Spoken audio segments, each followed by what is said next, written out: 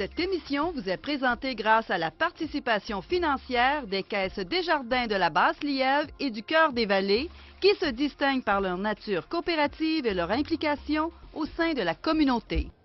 Ce soir, à InfoMag, les conseillers municipaux sont maintenant assermentés. Nouveau projet pour l'année de l'entraide et opération policière à Hormidas-Gamelin.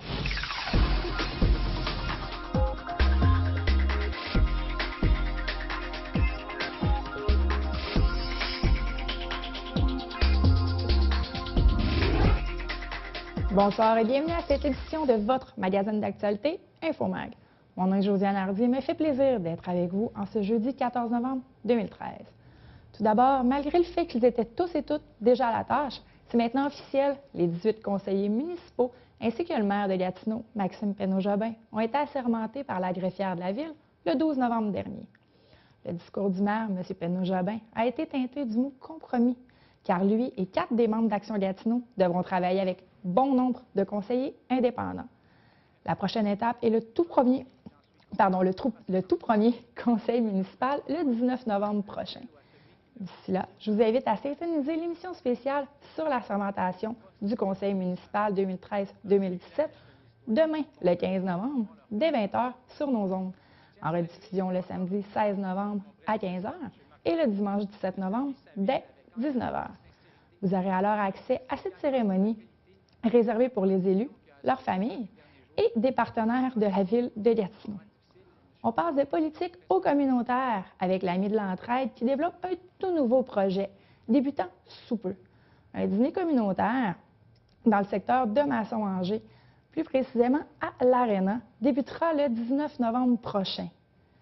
Pour un 2 $, les gens pourront avoir un repas complet. Je vous invite à écouter Mme Lucie Carrier, directrice de l'Ami de l'entraide, qui nous donne un peu plus de détails sur ce projet. Mardi, nous débutons les dîners communautaires dans le coin de Masson. Pour les gens de Buckingham peuvent venir aussi, mais c'est surtout les gens de Masson pour offrir un dîner, un repas complet, une soupe, un repas et un dessert pour 2 $. La communauté, là, c'est très important que ça soit impliqué. Fait que ça va être leur dîner communautaire ou leur soupe populaire, si vous voulez. Mais je ne veux pas mettre soupe populaire, ça fait des balises. Tandis que dîner communautaire, c'est ouvert à ceux qui se sentent besoin d'y aller. Étant dans les mêmes codes qu'une soupe populaire, ce dîner communautaire est ouvert à tous et non seulement aux résidents du secteur de Masson-Angers. En plus d'offrir un dîner à coût modique, un des objectifs de ce projet est de briser l'isolement qui peut survenir dans la population, et ce, plus souvent qu'on pourrait le croire. On peut réentendre Mme Carrier à ce sujet. Dans les autres secteurs, il y avait des soupes populaires. Elmer, Hall, Gatineau, ils ont toutes leurs soupes populaires. Moi, je ne veux pas faire une soupe populaire. Je veux vraiment faire un dîner communautaire pour rejoindre tous les gens de la population afin de briser l'isolement. C'est surtout ça pour briser l'isolement. Dans le vieux Masson, surtout à Masson, il n'y a plus rien, hein? Il n'y a plus rien. Fait que les gens, là, s'ils peuvent aller s'offrir un repas afin de rencontrer d'autres gens dans cette initiative. Leur offrir un bon repas. Fait surtout les gens qui sont seuls, ça ne leur tente pas de faire un repas, tandis que là, s'ils vont à l'Arena, rencontrer Marcel et Micheline, ça va être eux cuisinières ainsi que coordonnateurs. Fait que aller les rencontrer, puis aller rencontrer d'autres gens. Fait que c'est ça le but premier, de briser l'isolement. Puis c'est surtout aussi ceux qui sont dans le besoin, surtout ça aussi. Fait que pour 2 $, aller manger, là, pour combler la faim, fait que c'est ça. Le service de police de la Ville de Gatineau, le SPVG, a tenu une opération policière afin de contrer la consommation de stupéfiants aux abords de l'école secondaire Hormidas-Gamelin à Buckingham. L'opération s'est déroulée le 12 novembre dernier sur l'heure du dîner, tout juste derrière le commerce situé au 300 rue Sauvé. Les jeunes se rassemblaient derrière le commerce dans le but de consommer des stupéfiants. Le SPVG avait reçu bon nombre de plaintes, autant de la part de l'école que des citoyens face à cette problématique. 10 personnes ont été arrêtées, dont 3 jeunes filles d'âge mineur, qui font face à des accusations de possession de stupéfiants. Aucune accusation ont été retenues contre les 7 autres personnes. Du matériel servant à la consommation de stupéfiants a également été saisi. Les parents ainsi que la direction de l'école ont été mis au courant des accusations portées contre les 3 jeunes filles arrêtées. Travaillant toute l'année durant afin de contrer la violence faite aux aînés, la Sûreté du Québec, la SQ, souligne tout de même la Semaine nationale de la sécurité des aînés du 6 au 12 novembre 2013. La Sûreté du Québec désire ainsi rappeler l'importance de dénoncer les situations d'abus envers les personnes âgées. Ces situations peuvent prendre toutes sortes de formes, allant de violences physiques ou psychologiques. On peut entendre à ce sujet le sergent Marc Tessier du Service des communications de la Sûreté du Québec. Pour nous, dans le fond, c'est pour faire des conférences, aller voir les aînés, justement pour les aviser, les conseiller. Et surtout, dernièrement, dans les dernières années, il y a quand même une certaine, on peut remarquer dans le fond, la violence faite aux aînés, que ce soit un abus physique, psychologique, sexuel. Donc nous, même si c'est la semaine, en cette semaine, au cours de toute l'année, les policiers se déplacent soit dans les CHLD, ils vont les voir, on organise des conférences qui durent environ 1 heure avec une personne aînée aussi, comme personne de ressources. On les explique en gros leurs ressources. Ils peuvent tout le temps communiquer avec le CLSC. Un peu quoi faire s'ils sentent qu'ils sont victimes soit d'abus physiques, sexuels, ou même là, des fois les gens vont avoir des sollicitations au niveau par Internet, par téléphone, à leur domicile, par des gens. Souvent, malheureusement, c'est des cibles pour des suspects faciles. Donc, on leur donne des conseils de ne pas hésiter à dénoncer. C'est sûr qu'il y a des membres de la famille qui vont abuser des aînés, soit en demandant de l'argent, mais il y a aussi là, des abus là, de maltraitance s'ils sont dans un centre où ils se font soigner par des gens, puis à ce moment-là, qu'ils sentent qu'ils n'ont pas, par exemple, sont pas nourris adéquatement, ils n'ont pas des bains, ces choses-là. Il y a aussi ce volet-là. Il y a le volet psychologique de se faire rabaisser, de se faire tout le temps contrôler par certaines personnes, pas nécessairement des membres de la famille, mais des employés, des gens qui vont connaître, des amis. Tout ce genre d'abus-là, il faut que ça soit dénoncé. Puis nous, les policiers prennent ça au sérieux. Puis je vous dirais que quand on fait des conférences, les gens apprécient pas mal le fait d'avoir cette information-là. Puis ça les éclaire, puis ça les rassure aussi en même temps. Durant toute l'année, les policiers communautaires se promènent dans les centres pour personnes âgées ou les foyers afin de tenir des conférences, des ateliers et répondre aux questions. Afin de lutter contre les abus envers les aînés, la SQ a mis sur pied des partenariats avec de nombreux organismes. C'est ainsi que de nombreux programmes ont été créés, tels que le programme Aînés avisés. Toutes ces actions mises ensemble ont pour seul but d'aider à contrer les abus envers les aînés. Mais malheureusement, on assiste encore à des cas de violence envers les personnes âgées, comme l'explique le sergent Tessier. Je ne dirais pas que c'est un fléau. Comme dans le district de l'Outaouais, l'année dernière, on a recensé environ une centaine de dossiers impliquant des personnes de 60 ans et plus. En majorité, ça va être des voies de fait, de l'intimidation, de l'extorsion pour de l'argent. Mais si on répartit ça sur l'ensemble du territoire, c'est pas un fléau, sauf que c'est quand même 100 dossiers de trop qu'on voudrait quand même éliminer. La SQ tient à rappeler aux gens de ne pas hésiter à contacter leur service de police locale ou le plus près de chez eux s'ils ont des questions à ce sujet. On passe maintenant à une très bonne nouvelle, nous arrivant de l'école primaire aux 80. L'école a en effet mis la main sur une bourse de 1 000 $ octroyée par Métro Croc Santé. Ce programme offre près de 2 millions de dollars en bourse aux écoles primaires et secondaires de partout au Québec pour la réalisation de leurs projets. Ces idées, ces projets doivent éveiller les jeunes et ainsi leur donner un coup de main afin de développer des saines habitudes alimentaires. À sa première année d'existence, soit l'an dernier, le programme a permis la création de quelques 100 potagers, l'organisation de 500 ateliers de cuisine, l'arrivée de près de 200 livres de recettes partout au Québec. Pour la région de l'Outaouais en entier, c'est 24 projets qui ont été acceptés à ce jour et qui seront complétés au courant de l'année scolaire 2013-2014. Pour l'école aux 80, plus précisément, le projet verra le jour au mois de mars, mois de la nutrition. C'est l'éducatrice physique, Mme Nelly, qui est la base de ce projet. Les élèves pourront faire la dégustation du menu santé qui sera d'abord élaboré par une nutritionniste. Les élèves découvriront de nouveaux aliments et pourront ensuite en discuter. Je vous laisse entendre l'éducatrice physique qui nous explique d'où vient l'idée et ce qu'est la bourse Métro Croc Santé. Donc, dans le fond, la bourse Métro Croc Santé, c'est 1 000 $ qu'ils remettent aux écoles qui ont participé, bien sûr.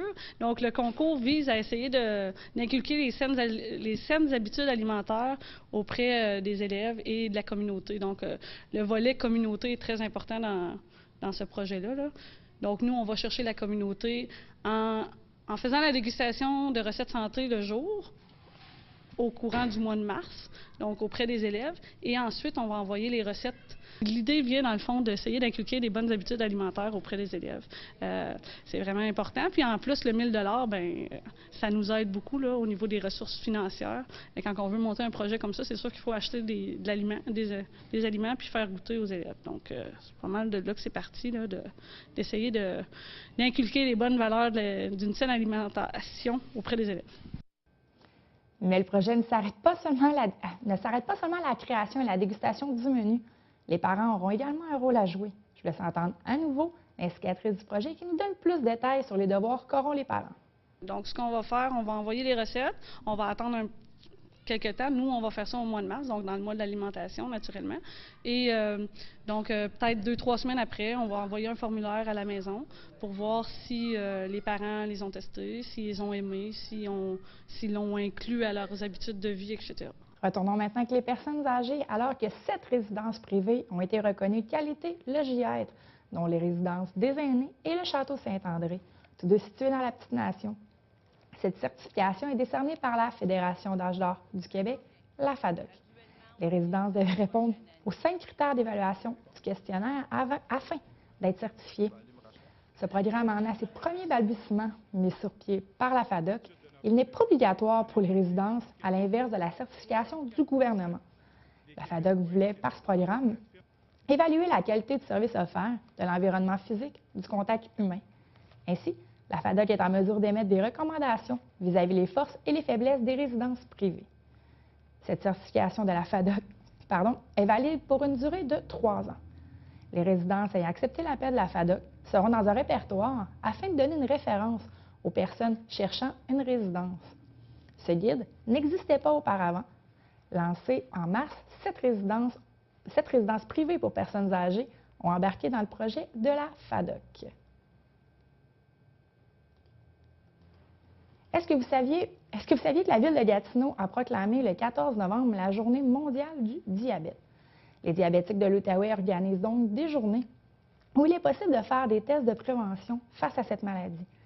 La prochaine clinique est le 27 novembre prochain à la pharmacie Brunet, au 1150 boulevard Sereine-Ouest, de 10 à 16 heures. Comme la demande est très grande pour les secteurs plus à l'est, des projets de séances satellites, dis-je bien, sont présentement sur la table afin de répondre à la demande. Seulement pour Gatineau, on dénombre plus de 1000 personnes ayant des problèmes diabétiques. Plusieurs types de diabète existent. Il n'y a pas seulement celui où on doit se piquer à l'insuline. Ces nombreux types de diabète peuvent entraîner de nombreuses complications physiques. Mais le tout peut être contrôlé par un dépistage précoce de la maladie et ainsi éviter de nombreux problèmes. Seulement pour le secteur de Buckingham, on retrouve plus de 30 organismes communautaires, du bénévolat ou œuvrant dans le secteur philanthropique. Le 15 novembre, soit demain, est la Journée nationale de la philanthropie. Afin de bien comprendre la différence entre les deux, je me suis entretenue avec M. Jean-François Larose, député de Repentigny pour la NPD et porte-parole en matière de philanthropie. Il a entre autres été question de la création par M. Larose d'un caucus philanthropique, une première. Je vous invite à regarder l'entrevue.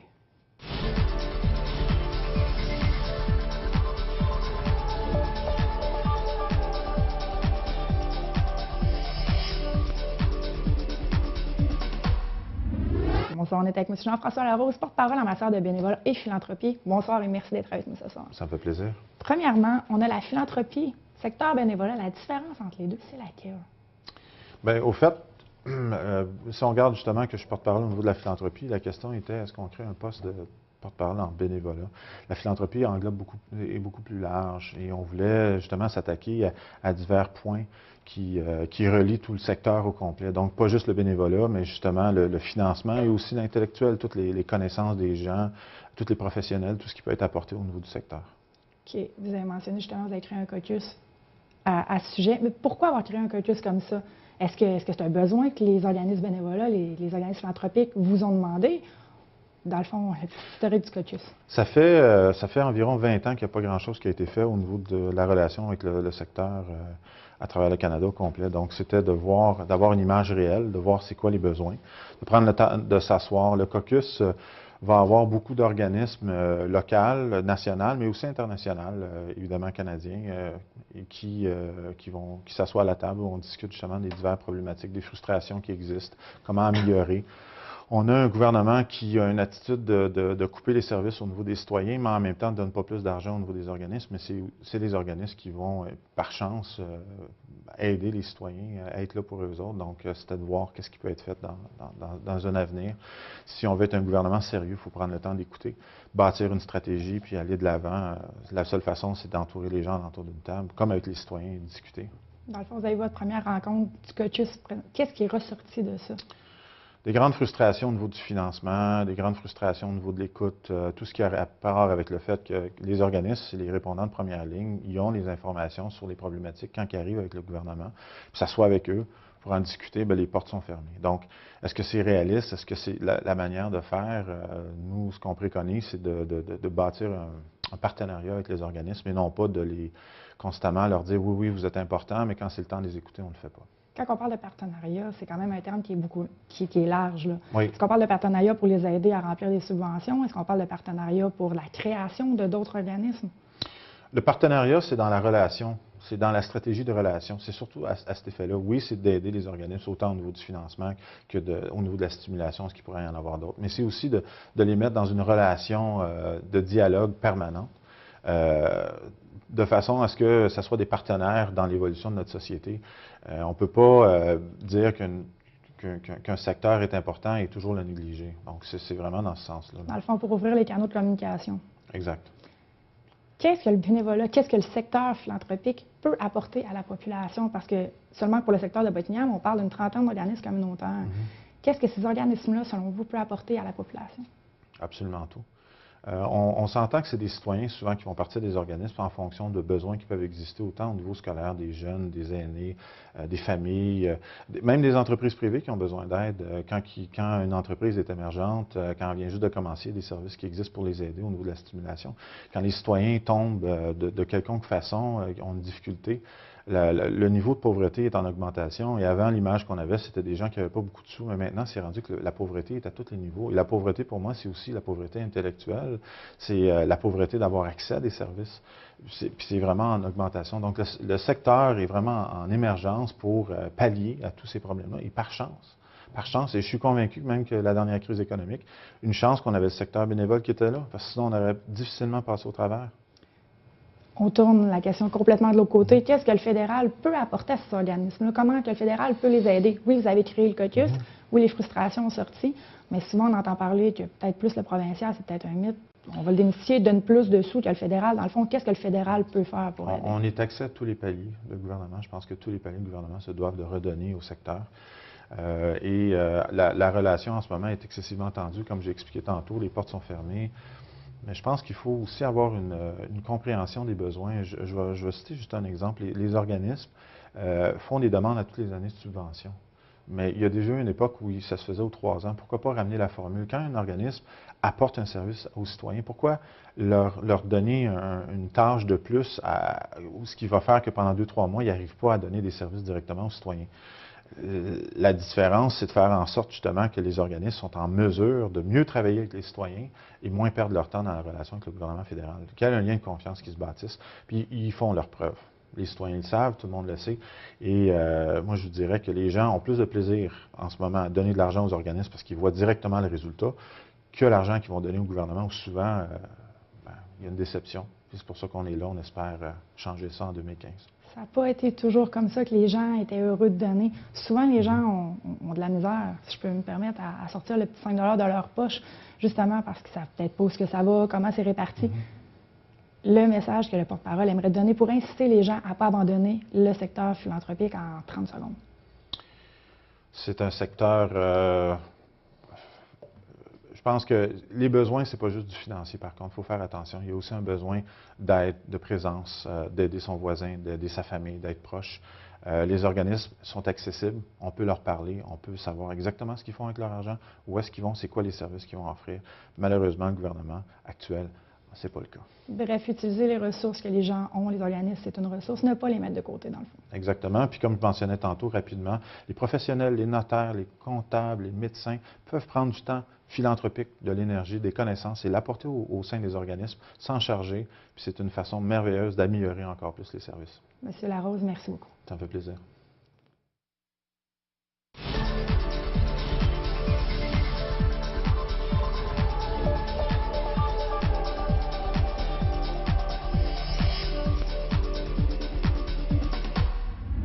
Alors bonjour, aujourd'hui pour la chronique communautaire, je rencontre Rachel Saint-Laurent du Centre des aînés de Gatineau. Bonjour Madame Saint-Laurent. Bonjour. D'abord, parlez-moi rapidement du centre. Quel genre de service vous offrez au Centre des aînés de Gatineau?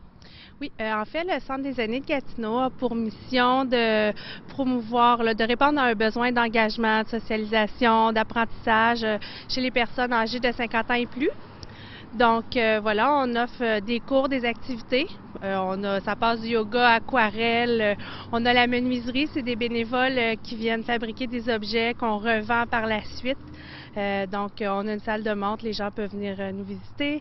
On a aussi l'atelier de jour, donc on reçoit des gens atteints de déficience intellectuelle où ils peuvent venir socialiser. On travaille leur force avec eux. C'est vraiment en maintien d'autonomie. On a aussi le PADI qu'on appelle. C'est les personnes âgées qui sont atteintes de déficience intellectuelle. Donc eux aussi, là, c'est beaucoup la collaboration, la socialisation. Ensuite de ça, on coordonne aussi le Hébergevac. Donc, Hébergevac, c'est une maison de répit qui est à Val-des-Monts, en campagne, sur le bord de l'eau. Donc, c'est vraiment pour offrir du répit aux aidants et aux aidés. Ça s'adresse surtout aux gens qui vivent avec l'Alzheimer. Donc, voilà. Et là, à l'approche du temps des fêtes, dites-moi, est-ce que vous avez des activités spéciales qui s'en viennent? Oui, en effet, on a plusieurs activités d'autofinancement. Entre autres, prochainement, le samedi 16 novembre, on fait notre grande vente de Noël. Donc, c'est plus de 50 artisans qui viennent vendre des bijoux, des peintures. On a des articles en bois aussi qui sont faits ici à la menuiserie.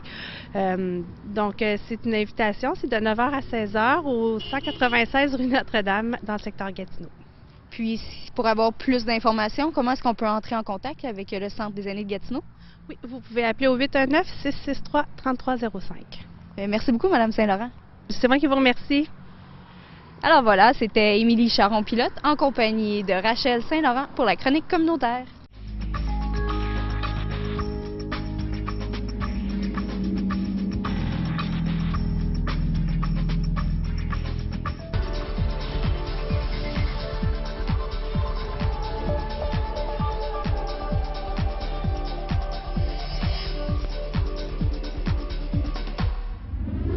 Des sports avec François Croteau. Bonsoir! Bonsoir. Hey, on commençait en grand, en football, bonne nouvelle, les Tigres sont champions. Oui, et dans les deux catégories, donc c'est la première fois qu'on voyait ça au niveau de la Ligue Subway. Ça a été toutefois chez les juvéniles quand même une victoire difficile de 21-13 contre les représentants de Nouvelle-Frontière, l'Arsenal de Nouvelle-Frontière. Il faut souligner que Nouvelle-Frontière là, est nouvellement arrivée dans la Division 2. Avant, ils évoluaient en Division 3. Il y a eu beaucoup de... il faut comprendre là, que samedi dernier, c'était peut-être pas la température idéale pour jouer au football. Là. Il y a eu beaucoup de revirements en début de match du côté des Tigres, nervosité ou aussi peut-être les conditions climatiques. Et ça a repris un jeu spectaculaire en toute fin du match de Jérémy Nollet qui a rabattu justement une passe là, dans la zone des buts. Et ça a concrétisé la victoire de 21-13. Il faut aussi souligner la performance de Sébastien Belland, porteur de ballon, qui s'est illustré avec 3 touchés, mais il a été le premier à le reconnaître. C'est une victoire d'équipe. Et je pense qu'il faut lever notre chapeau là, à l'organisation des Tigres, parce que les cadets aussi ont vaincu les représentants de Saint-Alexandre un peu plus tôt samedi par le pointage de 19-7. Ça leur permet d'avoir une saison là, sans défaite. Wow. Et les deux clubs vont être en action en fin de semaine. Et heureusement, là, on annonce des températures qui vont osciller près du 10 degrés. Ça va avoir lieu samedi à Mont-Bleu, au terrain synthétique. Donc, là aussi, c'est un avantage. Contre les rebelles de l'école secondaire de la Montée, c'est les représentants de l'Estrie. Parfait. Michel Roy, bel honneur pour Michel Roy. Oui, on a appris un peu plus tôt qu'il était un des 10 finalistes au prix d'entraîneur football jeunesse. C'est un prix qui est parrainé par nul autre que la NFL, là, la Ligue nationale de football aux États-Unis, et aussi par Football Canada. Lui a été quand même surpris là, de se voir là, en nomination. Il s'est dépêché de mentionner que l'honneur rejaillissait sur l'ensemble du personnel d'entraîneur et sur toute l'organisation. C'est un prix qui est remis depuis 14 ans. Alors, c'est pas. Il est finaliste au niveau du Québec, naturellement, contre les représentants des 10 autres provinces, oui. Et on l'a su avant d'arriver en nombre, c'est un entraîneur de la ville d'Halifax qui s'est mérité le prix. Mais quand même, chapeau à Michel Roy. Tout un exploit. Oui, oui, oui. On passe du football au hockey. Les Mustangs jouent pour 500. Ben oui, c'est grâce à une victoire durement acquise vendredi soir dernier contre Almont. Une victoire de 4-3 en fusillade.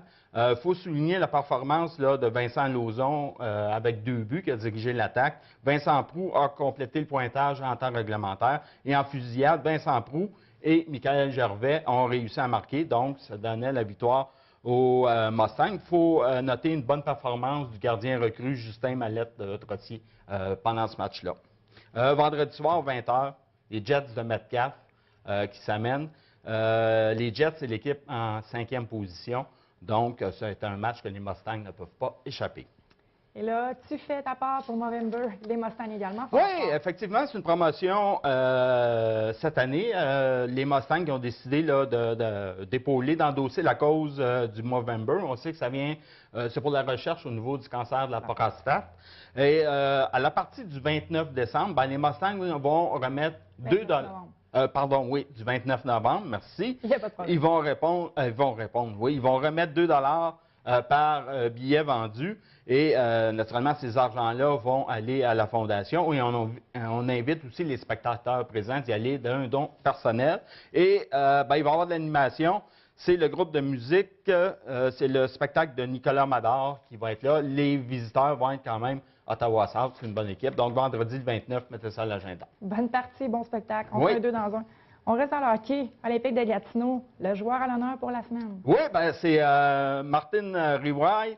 Lui, il a réussi à amasser 9 points en 3 matchs. Donc, il s'est vu décerner première étoile de la Ligue junior de hockey du Québec. Rapidement, je rappelle la partie de lundi soir, 18 novembre, au Centre Gartin. Les meilleurs joueurs de la Ligue junior majeure du Québec contre les Russes. 20 $ en pré-vente, 25 $ si vous vous présentez lundi soir. Donc, ça va être un très bon match de hockey. On reste dans le hockey. Les Midgets, l'Intrépide, Midget AAA. Oui, on sait qu'ils ont eu un début de saison un peu difficile, mais en fin de semaine, ils sont allés de solides performances en récoltant 2 victoires en autant sorties contre le collège Esther Blondin qui est en 2e position dans la division. Une victoire convaincante de 6-1. Et le dimanche, ils ont récidivé avec une victoire de 5-1.